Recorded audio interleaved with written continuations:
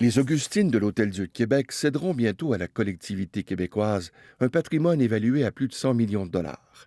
Depuis 15 ans, elles ont regroupé tous les biens de leurs 12 monastères à l'endroit même où elles ont fondé le tout premier hôpital de la Nouvelle-France, au cœur du Vieux-Québec.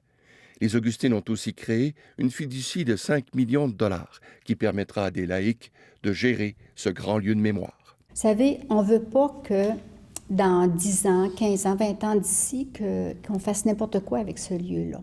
Il faudra 3 ans pour restaurer les lieux au coût de 36 millions de dollars, somme provenant des 3 niveaux de gouvernement.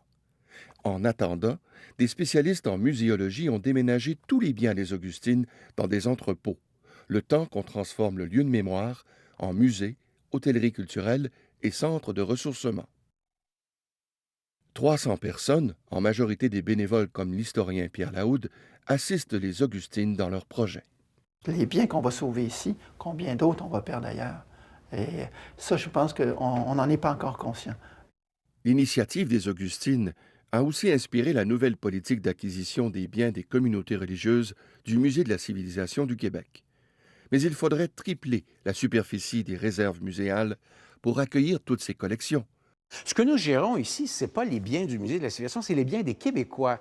Donc, l'agrandissement est essentiel pour protéger ce patrimoine et faire en sorte qu'il soit légué.